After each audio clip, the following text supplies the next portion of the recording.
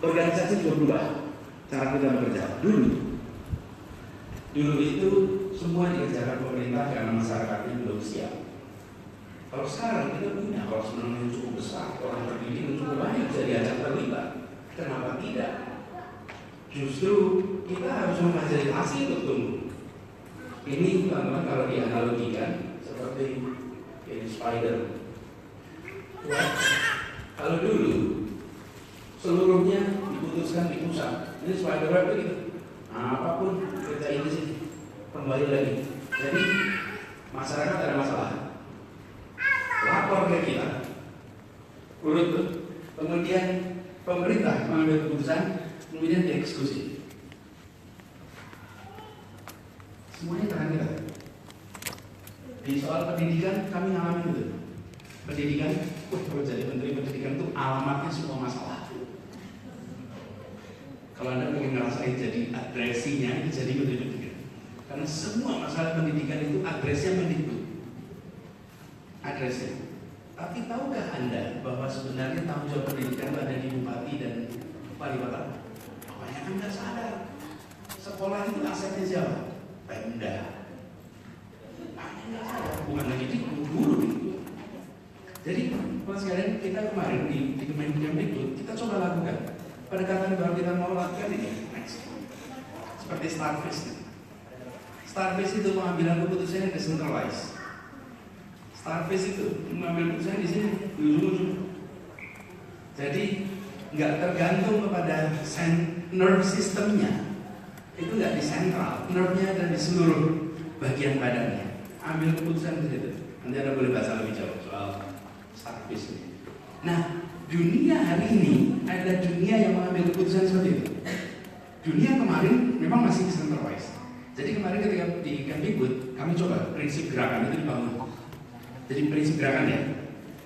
Apa sih yang membedakan? Kalau programatik pemerintah semua menyelesaikan, kalau gerakan maka publiklah yang mendorong terjadinya perubahan.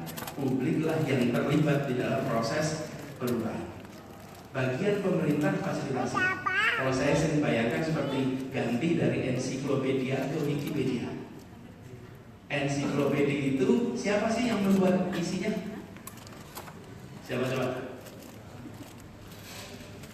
Ya ahli-ahli yang dipilih oleh ensiklopedia, bukan? Di bidangnya ahli-ahli semua.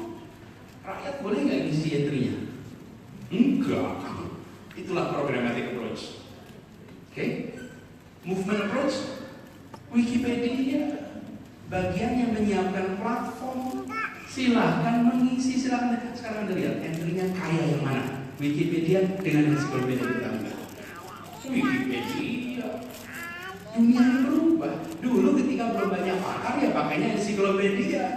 Sekarang begitu banyak orang bisa terlibat di mana-mana. Kenapa nggak dikasih fasilitasi?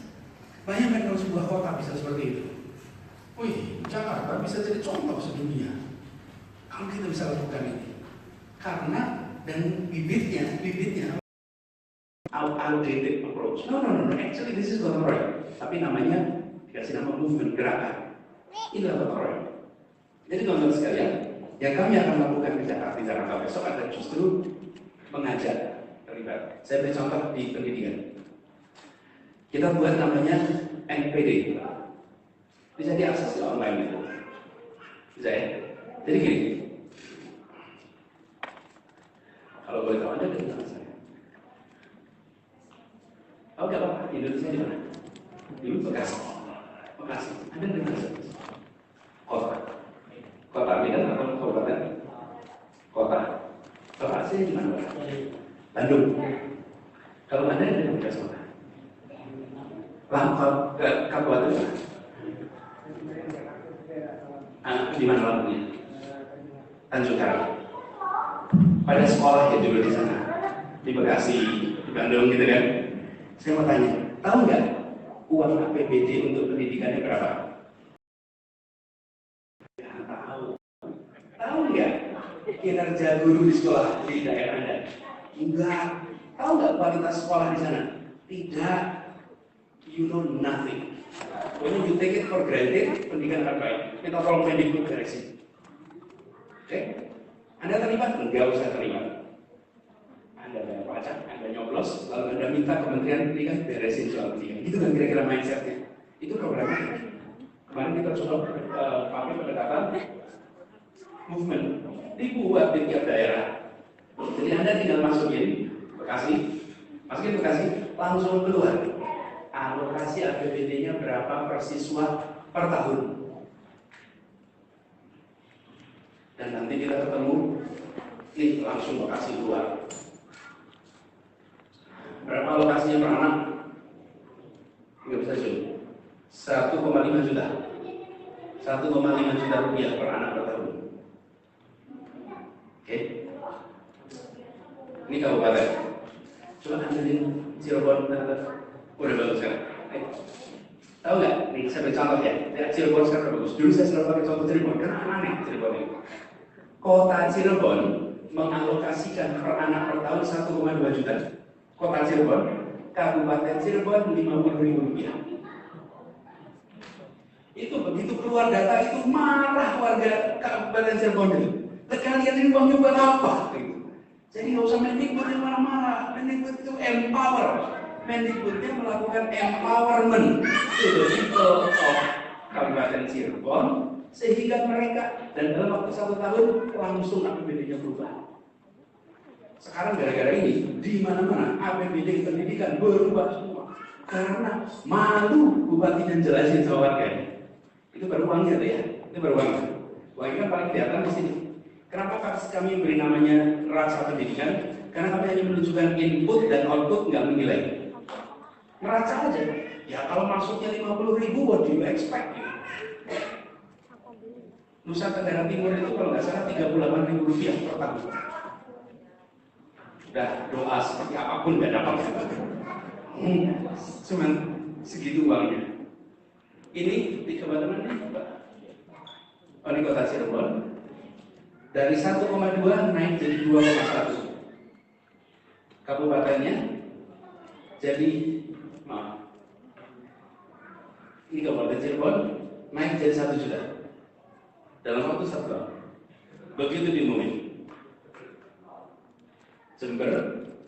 Jember tahun sebelumnya 0. Uangnya ngandalin dari transfer daerah dari Jakarta. Terus diklaim sebagai pendidikan. Jadi gini, kita ini berwarga kita. Ini pendidikan APBD sedikit ya. Pemerintah pusat mengalokasikan untuk pendidikan 20%. Sebagian diberikan ke Kementerian Pendidikan, sebagian ditransfer ke daerah. Oke, namanya alokasi pendidikan APBN, ditransfer. Terima daerah, terima uang transferan itu.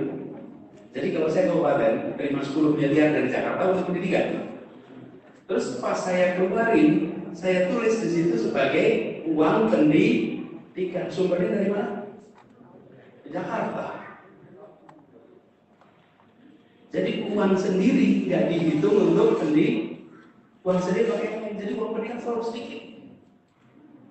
Selalu sedikit karena yang dihitungnya adalah uang dari Jakarta. Kan kalau menghitung accounting kan tanya sumbernya dari mana? Lihat kan pengeluaran, bukan?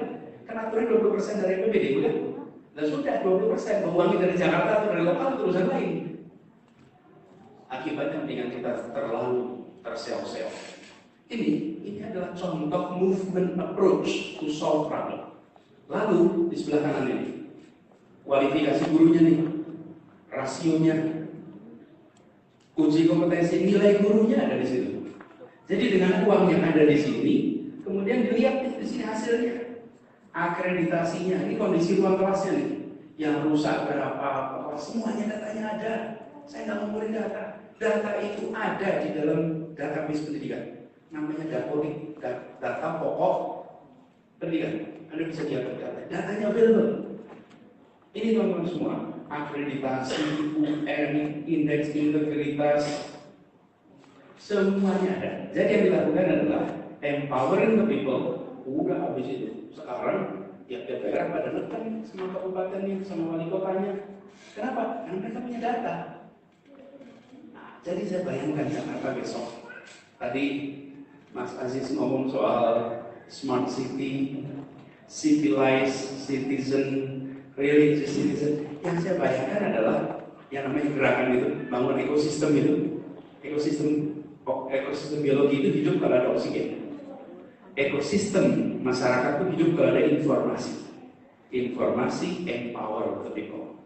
Jadi kami nanti bayangkan warga Jakarta ini punya akses tuh. Kecamatan saya dapat alokasinya berapa ya buat jalanan? Yang mau dibangun di mana ya? Sehingga kami ditekan oleh rakyat. Kami ditekan. Tapi kalau rakyat nggak tahu, sekarang kita mau protes juga nggak tahu informasinya. Rencananya apa? Jadi teman sekalian, pendekatan ini, pendekatan movement ini yang kami akan lakukan di Jakarta. Jadi nanti kita akan buatkan menunya dan kami akan ajak warga untuk soal pembangunan lewat transparansi budget dan lain-lain. Kemudian yang kedua, kami akan minta teman-teman terlibat. Terlibat itu ya terlibat langsung. Terlibat langsung. Di mana sih terlibat langsung? Ya gubernurnya datanglah ke kantor-kantor itu. Bilang saudara sekalian, saya punya 200 RW yang kumuh. Saya mau beresin. Ini satu RW, menunya yang dibutuhkan apa di RW itu? A, B, C, D, E, F, G. Ayo, siapa yang butuh di sini? Jadi bukan hanya pemerintah, tapi ngajak seluruh warga untuk ikut. Saya pengen bikin sister RW, boleh nggak? Masa cuma boleh sister city? Kenapa? Teman-teman kami di daerah kelas menengah itu shock lihat saudara-saudara di Jakarta Utara kondisi kemiskinan seperti ini. Dan mereka akan bilang, what can I do? Oke, jadilah sister city aja. Sister RW, boleh kan? Saling bantu. Jadi empowerment itu bukan hanya di tangan. Nanti pemerintah itu kerjain yang tidak bisa dikerjakan oleh warga. Bangun MRT nggak bisa lah. Bangun jalan tol, bangun layang, sungai. Nah itu that's the job of government. Tapi begitu banyak urusan kota itu bukan soal infrastruktur. Begitu banyak urusan kota adalah urusan warga. Dan ini yang mau kita kerjakan sama-sama. Jadi kalau dibayangkan serius, kerja itu penting, tapi conceptual framework itu penting. Loh, kalau Anda nggak percaya teori dan menganggap teori nggak penting, Skytree itu nggak jadi. Loh, Skytree itu penuh teori itu, betul nggak? Nih, tripod kakinya 3, Skytree juga kakinya 3. Kenapa? Karena pakai teori. Coba nggak pakai teori, asal kerja 4-5 kakinya. Jadi saya katakan ini, mengelola kota itu you have the conceptual framework, it's important. Tapi kerjanya tuntas. Soal masalahnya adalah orang yang biasanya konseptual nggak kerja, orang yang biasanya kerja nggak konseptual. Kenapa nggak dua-duanya dikerjain? That's what we want to deliver. Tapi ada conceptual framework apa sih? Nih, kalau City 10, Pemda itu administrator, warga itu residen, itu aja. Warga, penduduk nanti kalau yang lebih baik City 2.0, Pemda sebagai service provider dan warga sebagai konsumer. Nah, ini yang selalu dikampanyekan di Indonesia. Pelayan. Saya bilang, enggak lah. Pelayan. Jangan. Kalau pelayan itu merendahkan Anda. Seakan-akan Anda nggak bisa melayani diri sendiri. Contoh paling gampang, silakan buang sampah di mana saja dan kami akan ambil sampahnya di mana saja. Itu kata Pemda sekarang. Silakan Anda buang sampah di mana saja, nanti kami ciptakan pasukan untuk ambil seluruh sampah. Anda nggak usah pusing-pusing, nggak usah bagi sampah recycle, non-recycle, organik, non-organik, nggak usah. Yang penting kami ambil sampah Anda. Oh, dan kelas menengah Jakarta senang begitu. Karena nggak usah pusing-pusing. Nanti kalau ada pasukan yang ambil sini, dia bersihin. Itu sebagai pelayan. Nah, yang lebih baik, lebih tinggi adalah kota sebagai fasilitator dan warganya partisipan. Jadi kita terlibat. Lebih baik lagi yang keempat kita ini coba adalah kotanya sebagai kolaborator dan warganya sebagai co-creator. Nanti teman-teman sudah Oktober kita tunjukin ini ya. Tapi saya berharap teman-teman di sini jadi co-creator buat kami. You tell me what is good. Dan jangan khawatir untuk skala. pemerintah itu hebat untuk scaling up, tapi terobosan pemerintah kalah sebenarnya. Teman-teman punya ide bagus, tunjukin, yuk kita praktekkan di 1-2 kampung, berjalan baru scaling up. Bagian pemerintah itu scale up, enak, punya instrumennya, tapi bikin terobosan, waduh pemerintah itu parah kalau bikin terobosan. Jadi pengalaman kita di birokrasi, mengelola pembesaran bisa, tapi mengelola terobosan itu bukan ide, bukan bagian pemerintah. Nah, karena itu kita butuh keluarga sebagai co-creators. Dan di Jakarta ini banyak kampung yang punya contoh pertanian vertikal. Banyak contoh kampung yang punya pengelolaan sampah. Bahkan di Bintaro ada satu tempat yang waste-nya tinggal 5%. Nggak kalah sama Jepang. Jadi kalau kita ada di Bintaro contohnya itu bisa 5% waste-nya. Yang sisanya dikelola untuk recycle. Dahsyat, itu Bintaro. Jadi kami lagi butuh yang begitu. Itu kan sebagai co-creator, bukan? Selama ini pemerintah mendekati masalah sebagai service provider. Jadi terobosan rakyat nggak diambil oleh negara. Terobosan rakyat itu tidak dibesarkan. Kalau kami besok mau dibalik, tunjukin kita terobosan. Yuk kasih tahu. Dan attitude-nya bukan Anies, Sandi, Pak Bambang, yang teman-teman lain yang paling tahu, enggak. Yang paling tahu adalah Anda. Yang paling tahu warga, bukan kita. Kita cuma punya otoritas, punya sumber daya. Tapi pengetahuan yang paling tahu justru warganya sendiri. Jadi kita ingin empower itu. Jadi teman-teman sekalian, ke depan pada kata seperti itu, saya di sini mau belanja ide teman-teman, belanja terobosan. Dan kalau teman-teman punya ide dan lain-lain silahkan sampaikan. Itu aja dulu. Kurang lebih mohon maaf. Assalamualaikum warahmatullahi wabarakatuh.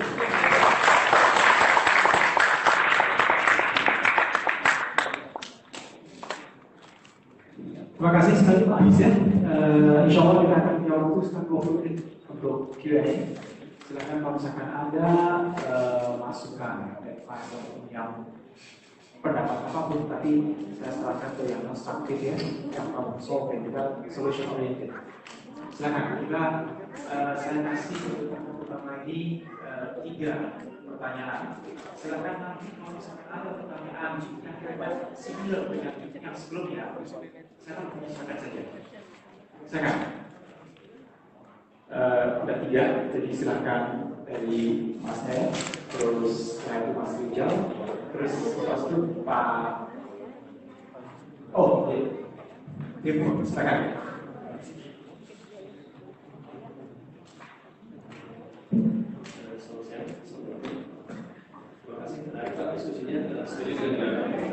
Saya Selo dari University of Tokyo, tinggal di luar Cipinang.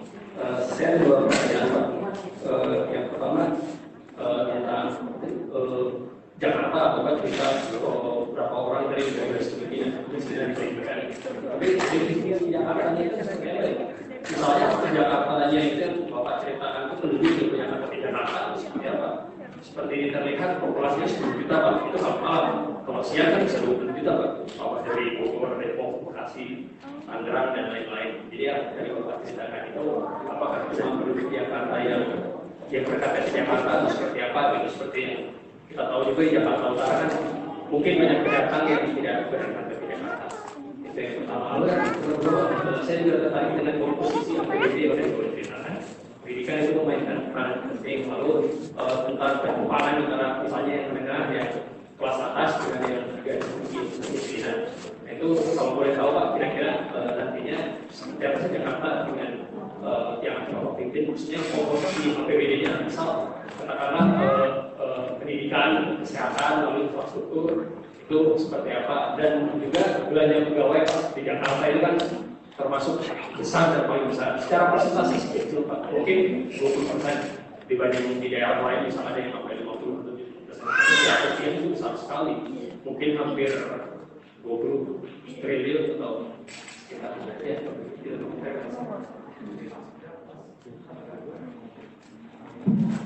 Assalamualaikum Bang Anies. Saya Rizal, saya peneliti di Bahan Badan Pengkajian Penerapan Teknologi PNS Mas Tugas Belajar dan tepatnya Mas Aziz. Maaf Pak kalau pertanyaannya agak sedikit remeh-temeh Pak, dan kalau yang lain tentang kemiskinan, tentang saya agak sedikit tentang apa yang saya tentangkan hari ini. Tapi tentang stadion Pak, karena janji dari semua paslon pas kampanye masih di stadion. Kalau saya lebih tertarik dengan gimana sih peran Pemda atau masukan yang saya kasih adalah gimana caranya Pemda juga punya concern untuk membina nih ada sekitar 30.000 orang yang hampir tiap minggu datang ke stadion. Itu sih sumber dayanya sendiri, itu si Jack Mania sendiri. Kenapa saya concern? Karena menarik Pak, Jakarta itu heterogen banget. Tapi dengan satu bawah bendera Persija, kultur apapun yang mereka punya di belakang itu bisa nyatu. Tapi kalau mereka sudah kembali ke STM mereka kembali Pak, itu mereka tawuran di jalan. Tapi kalau sudah berangkat sama pulang dari stadion, mereka bisa bilang Jack Mania, semua satu kata, satu suara. Mungkin itu Pak yang terkait dengan saya Rijal Pak. Terus itu Pak, jadi mungkin lebih ke pembangunan sumber dayanya. Stadion itu mimpi kita Pak. Kita kehilangan Menteng, kita kehilangan Lebak Bulus, stadion juga berprioritas. Yang kedua Pak, saya asli Betawi Pak. Kampung saya di Menteng Dalam, Senas Said. Saya kuliah di ITB Bandung. Saya agak sedikit terenyuh ketika saya datang ke Bandung sebagai pendatang. Tapi saya tidak memiliki pengetahuan tentang kebetawian saya Pak. Sampai akhirnya tahun 2005 saya mendirikan unit kebudayaan Betawi di ITB, itu adalah ekskul yang concern untuk budaya Betawi. Mungkin salah satu concern saya adalah selama SMP dan SMA itu adalah pelajaran PLKJ Pak, Pendidikan Lingkungan Jakarta. Tapi yang saya dapat adalah terlalu banyak. Teman-teman di SMP dan SMA yang dapat pelajaran PLKJ hanya tahu teorisnya aja, nggak banyak praktek, yang pemahaman yang bisa dapat bertahan lama. Mungkin bisa dikembangkan kurikulum yang lebih baik supaya bisa melekat jangan sampai orang-orang yang dari Jakarta dari Betawi sendiri punah. Terima kasih. Satu lagi, orang Betawi itu satu harus bisa ngaji, harus bisa silat, dan terakhir bisa pantun Pak. Saya kasih pantun buat Bang Anies. Pasti kan nih, beli beras dalam kendi ke Surabaya, naik kereta ke Surabaya. Selamat bertugas Bang Anies dan Bang Sandi. Semoga Jakarta jaya raya. Assalamualaikum.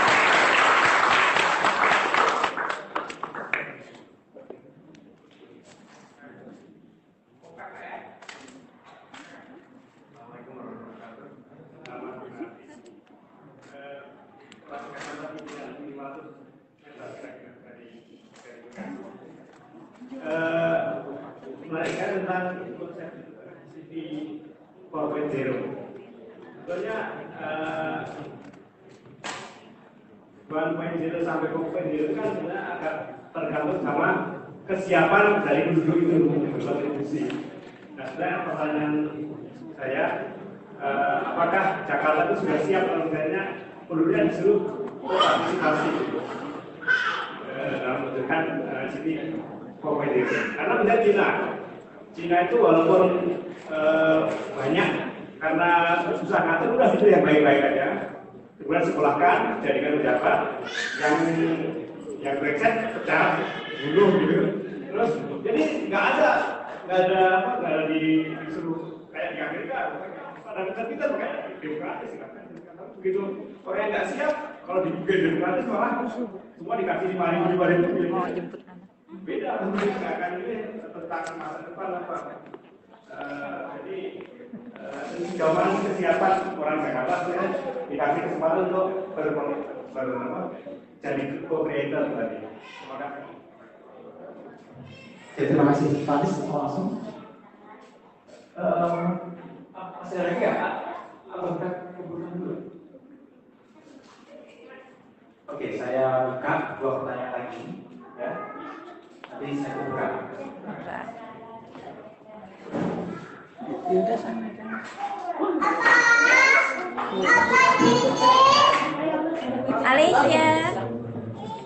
Alicia mau nanya apa?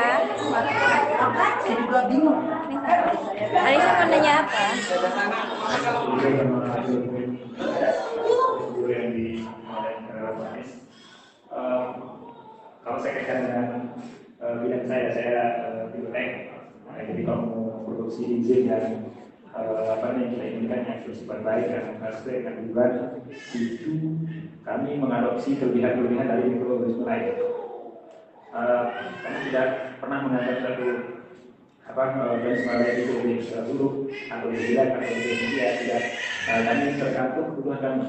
Apakah kami memproduksi yang lebih kualitasnya, bagaimana itu mungkin sama tujuannya dengan konsep 0.4. Yang saya inginkan adalah, yang saya ingin sampaikan adalah semoga Pak Anies dan Bang Sandi bisa membawa Jakarta lebih maju. Ya kan dia perlu bisa, karena apa? Karena Pak Anies punya kelebihan yang lebih daripada Pak Ahok.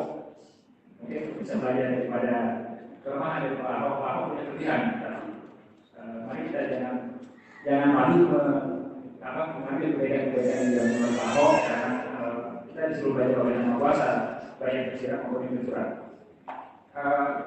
Artinya, kalau Pak Ahok kemarin yang saya sedikit tahu adalah Pak Ahok berhasil menemukan tingginya angka manipulasi anggaran sesuai dengan disampaikan oleh teman tadi dari Biro Tokyo. Untuk anggaran buat diaku saja itu 1,2 miliar. Oke, 1,2 miliar. Silakan itu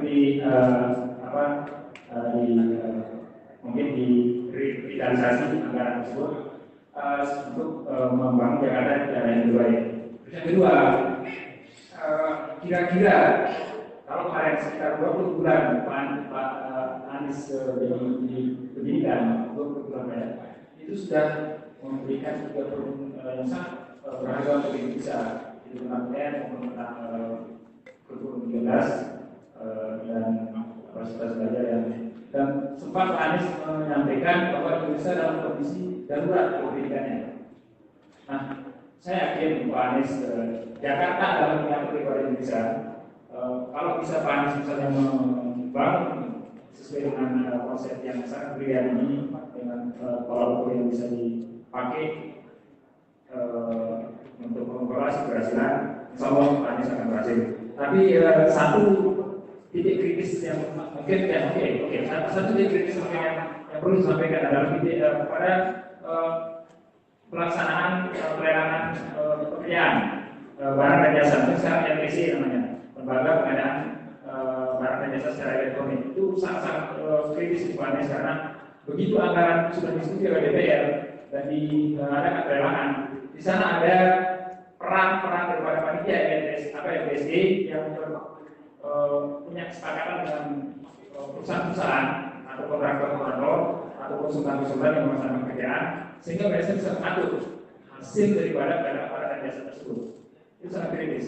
Dan anggaran yang dipakai oleh pemenang tersebut adalah tidak lebih dari 40%, karena 40% itu sudah di breakdown.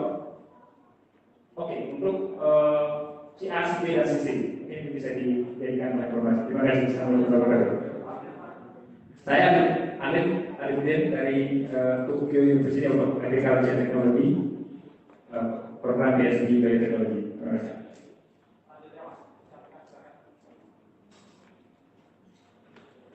Assalamualaikum warahmatullahi wabarakatuh. Nama saya Imai dari Bandung. Sekarang lagi berkesempatan belajar di Baraki. Saya Imai dari Bandung. Saya lagi belajar di Baraki. Oke, saya hanya sedikit menceritakan pengalaman saya yang katakan bahwa pendidikan bisa mengatasi kemiskinan, Pak. Dulu 2003-2004 ketika saya kelas 6 SD, ibu saya menjadi seorang TKI ke Malaysia. Dengan impian saya bisa lulus SMA, kemudian bekerja. Impian ibu saya sangat simpel gitu. Saya bisa lulus SMA, kemudian kerja tidak seperti saudara saya yang lain, jadi petani, jadi yang bukan bermaksud untuk menghasilkan petani, cuma kita tahu bahwa petani di Indonesia sekarang kondisi seperti apa. Dan di jauh itu semua ternyata sampai saya bisa lulus S1 di Indonesia dan sekarang bisa belajar di sini juga, sebenarnya itu jauh dari impian ibu saya. Dan saya rasa benar ketika saya memperhatikan Bapak ketika kampanye dulu mengatakan bahwa pendidikan bisa mengatasi kemiskinan, dan pendidikan mungkin bisa jadi salah satu solusi untuk semua permasalahan yang ada di Jakarta gitu. Jadi yang ingin saya sampaikan di sini bahwa saya rasa program-program pendidikan Bapak bisa diterapkan dan bisa menghasilkan sesuatu hal yang bisa mengubah Jakarta ke depan gitu, yang meskipun proses dan membutuhkan waktu yang panjang. Oke, itu aja. Terima kasih. Assalamualaikum warahmatullahi wabarakatuh. Oke, terima kasih. Saya tutup dulu terlebih dahulu saat ini. Kita berikan waktu kepada Pak Anies untuk menjawab. Pak Anies, ada beberapa pertanyaan dan kalau boleh saya kelompokkan ya. Pertama adalah tentang prediksi tentang Jakarta itu. Dan yang kedua adalah tentang kesiapan. Ya. Baik kesiapan itu tadi ketika kita bicara tentang level of city, itu 4.0, itu bagaimana kesiapan itu seperti itu dan juga bagaimana tadi ketika Mas Rizal Mas Rizal juga itu tentang pembangunan SDM. Ya. Pembangunan SDM baik itu SDM masyarakat Jakarta itu sendiri maupun Pemda itu sendiri. Jadi mungkin nanti tugas pemerintah Jakarta itu sendiri. Dan yang berikutnya adalah tentang pendidikan, ya. Dan berikutnya adalah tentang APBD dan juga pengontrolannya. Silakan Mas Anies. Kalau boleh, sebelum saya jawab, kita ini di sini juga ada Mas Priwi, Mas Bambang. Di mana semua? Boleh nggak Bapak berikan ini juga pada kita semua pengayaan perspektif atas masalah yang ada di Jakarta, atas. Jadi begini Pak Abang, ini beliau adalah ketua tim pakar dan kami bersyukur di dalam tim kita ini pakar-pakarnya hampir semua adalah mereka-mereka yang punya background di pergerakan. Jadi di pergerakan katanya terbiasa dengan gerakan sosial, bukan tweeting sosial. Okay? Banyak tuh yang menyebutnya saya aktivis, tapi sebetulnya bukan aktivis, nge-tweet aja gitu, nge-tweet Facebook, bukan. Itu bukan. Ini adalah mereka yang bergerak di lapangan beneran gitu. Ya, monggo Mas Bambang. Terima kasih Mas Anies. Izin berdiri, teman-teman yang saya hormati, Bapak Gubernur sudah bilang, bisa bilang Bapak Gubernur ya, dilantiknya. Profesor Aziz. Assalamualaikum warahmatullahi wabarakatuh. Saya bukan pakar, saya fakir. Cuman ditunjuk sebagai teman-temannya apa? Kami punya 99 pakar. Saya mau cerita 3 hal. Kalau saya melihat yang hadir hari ini, sebenarnya saya melihat representasi dari orang di Jakarta dan teman-teman pakar. Kenapa begitu? Sebagian besar teman-teman pakar yang bergabung sama Mas Anies itu adalah anak-anak muda.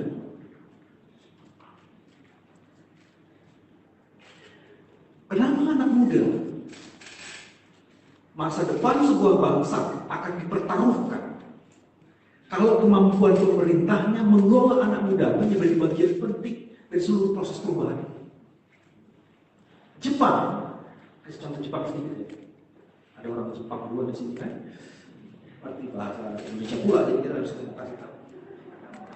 Ada masalah dengan demografi penduduknya karena sudah lebih banyak yang tua. Indonesia punya satu kedahsyatan, anak-anak muda cukup banyak dan besar anak-anak muda. Seperti apa?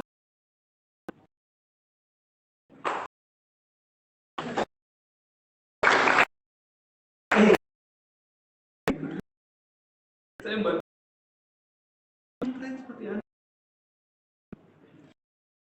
Yes, ini 5 jangan banyak.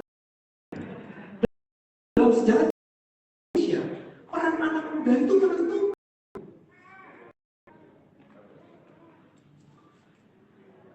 Kenapa peran anak muda menentukan? Bukan hanya yang bergerak anak muda, masa depan Indonesia itu untuk anak muda dan wajib dipimpin oleh anak muda.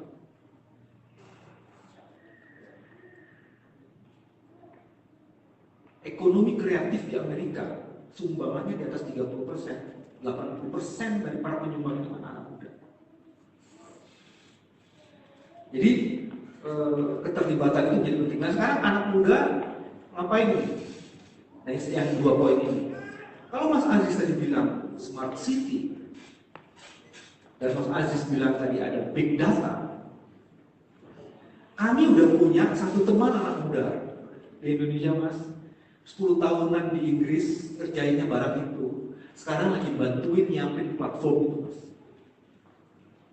Nanti big data kita, bukan big data, smart city kita bukan hanya window shopping yang dikasih tahu, oh ini keren, enggak.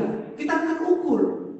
Kalau ada informasi mengenai kesehatan itu mempengaruhi langsung nggak? Ibu yang mati ketika melahirkan turun nggak angkanya? Bukan sekedar data yang menjelaskan, oh hari ini jumlah bed yang dipakai di rumah sakit udah terisi 80%. Tidak hanya itu.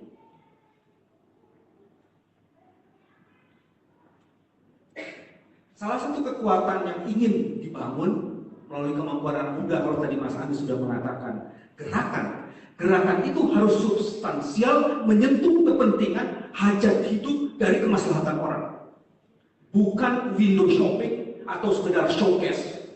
Ini showcase saya pakai kan berkali-kali Profesor Aziz mengatakan showcase. No, not only showcase, but the substance. Kenapa begitu? Teman-teman mungkin masih ingat atau sebagian udah lupa. Alinea keempat pembukaan Undang-Undang Dasar bilangnya apa? Mewujudkan kesejahteraan dan keadilan sosial. Seluruh pembangunan ini yang tadi disebutkan itu untuk meningkatkan kesejahteraan sosial dan mewujudkan keadilan sosial. Disparitas yang tadi menjelaskan soal adanya ketidakadilan dan ketidaksejahteraan.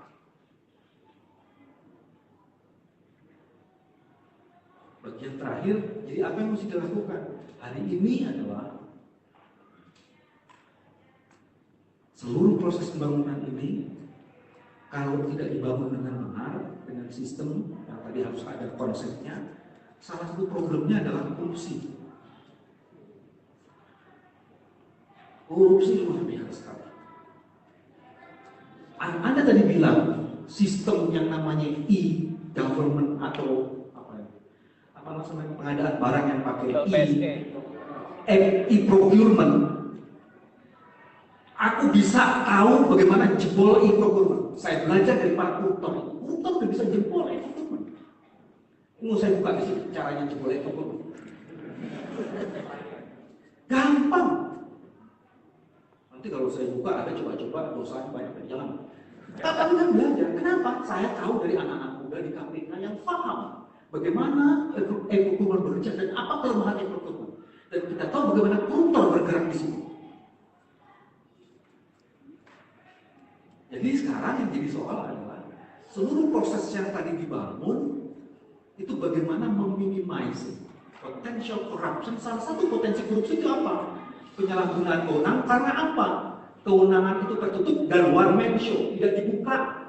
Kalau ini semuanya dibuka, transparan, bisa dipertanggungjawabkan, mau korupsinya di mana? Anies Baswedan tuh korupsinya di mana kalau APBD-nya itu udah dibuka semua? Saya mau tutup bagian terakhir supaya lebih kontekstual dan tidak mau menyerang siapapun. Reklamasi. Asik ya kalau mau reklamasi. Ini bukan gubernur ya, ini yang ngomong baru aja. Reklamasi 5.500 hektar. Ini saya ngomong soal sistem yang tertutup. 5.500 hektar reklamasi yang di Jakarta Utara. Kita punya 37 daerah reklamasi. Modalnya itu cuma 6 juta untuk nguruk 1 meter persegi. Dijualnya 30 juta. Ekivalen keuntungan 24 juta, taruhlah 4 juta untuk yang lain 20 juta per meter persegi. 5.500. Saya sebagai pengusaha dapat untung 120 triliun. Belum di atas tanah itu, Pak Ridwan, saya bangun gedung. Kalau 50 tingkat, berapa lagi keuntungan saya di situ? Kalau ini tidak dibuka dari awal, maka saya akan bisa beli republik ini. Ini tidak untuk dikutip, berapa harganya presiden? Saya punya 120 triliun. Berapa harga presiden? 20 triliun. Saya kasih 60 triliun, saya masih dapat 60 triliun. That is state capture corruption. How to control that? Tugas saya bersama teman-teman memastikan pembangunan ini guna mensejahterakan dan membangun keadilan dan tidak dikorupsi siapapun, tapi untuk kemaslahatan manusia Indonesia, terutama untuk anak-anak muda. Terima kasih.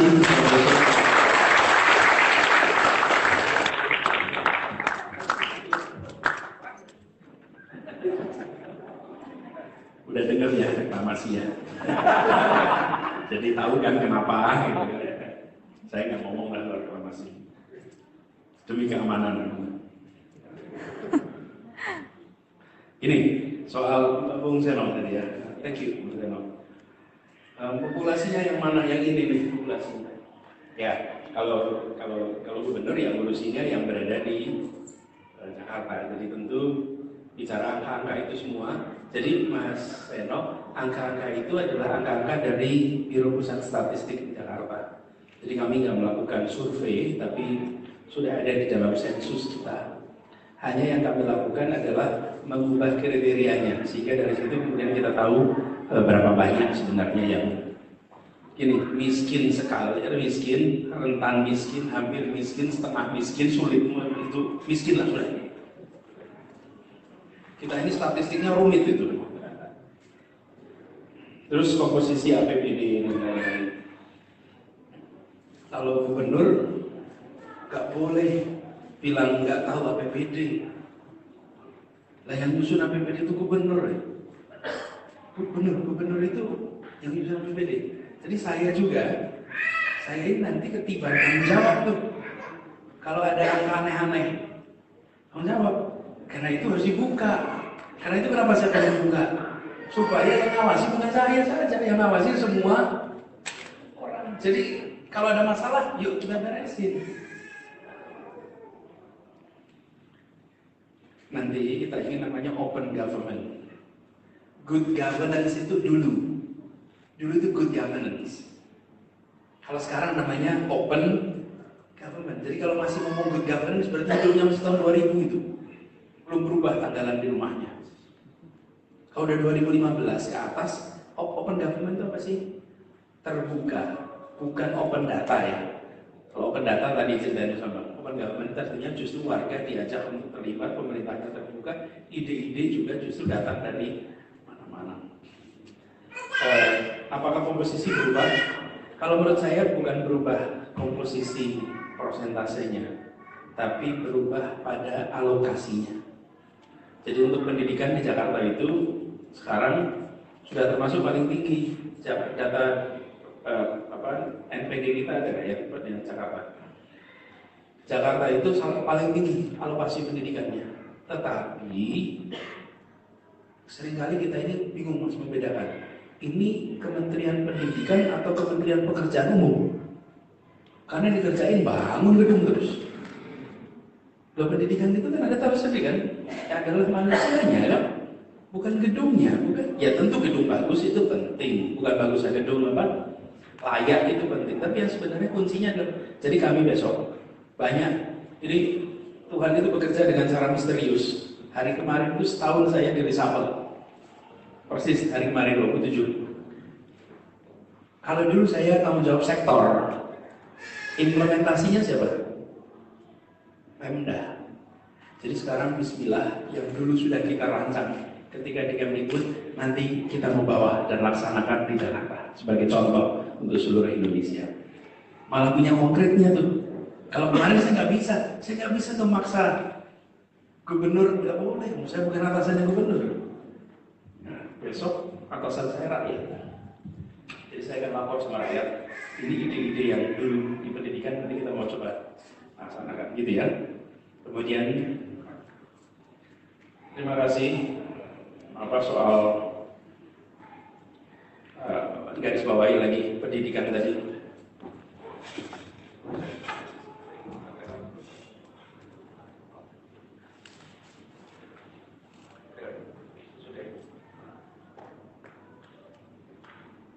Nah, siap nggak sih Jakarta dengan 4.0? pertanyaan itu juga dulu terjadi Pak. Waktu kita sidang BPUPK itu, siap nggak ya kita merdeka ini ya? Kelihatannya belum siap nih, 95% penduduk buta huruf. Nemen buta huruf itu. Belum siap Mas merdeka, kira-kiranya gitu. Nggak, menurut saya hari ini bukan soal siap atau tidak, mau atau tidak. Kalau soal kesiapan kita siap, tapi masalahnya are we willing to do it or not? Kenapa? Karena ngurusin RW saja kita kerjakan kok. Saya nanti mulainya dari RW, Pak. Jadi partisipasi di RW. Saya beri contoh ya, kolaborasi. Di Jakarta itu kemana-mana. Salah satu hal yang dalam masa kampanye itu sering dimunculkan itu begini. Pak Anies bisa nggak janji nyiapin ambulan buat kampung kita? Ambulans. Kenapa? Karena banyak orang sakit nggak bisa dibawa ke rumah sakit. Terus saya tanya, yang dibutuhkan pembawa orang ke rumah sakit atau ambulan dengan state of the enggak Pak, yang ambulans yang alat bantu yang bawa orang. Pertanyaannya, kenapa kita tidak satu RW? Saya mau nggak di sini 10 mobil yang jadi relawan ambulans emergency dimintai tolong. Saya berikan label khusus dari Pemda, ini adalah relawan ambulan. Dikasih training, dikasih equipment. Kalau ada masalah, nggak usah beli ambulan. Tapi datang ke salah satu dari 10 relawan itu. Pasti saya dapat 10 orang dalam satu RW. Pasti. Karena apa yang terjadi? Sesama warga membantu. Kita tahu di rumah-rumahnya ada daftar, Pak siapa, Pak siapa, Pak siapa yang siap membantu. Telepon. Itu namanya empowering the society. Kalau programatik, oh saya procurement beli ambulan, bonus ini. Betul ya? Kalau dengan sama tahu program, saya beli ambulan. Ada. Uangnya ada. Tapi you're not empowering the people. Nanti pekerjaan pendidik, kan dibutuhkan bukan state of the art ambulance, saya bilang membawa orang ke rumah sakit. Ini contoh, jadi kita tuh siap Mas. Hanya masalahnya mau atau tidak, dan pemerintahnya thinking outside the box, empowering. Olahraga, dari ngomongin olahraga. Kami itu ingin sekali itu kompetisi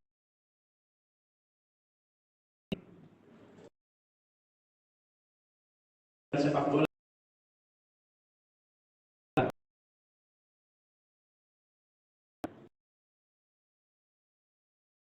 Kalau anak-anak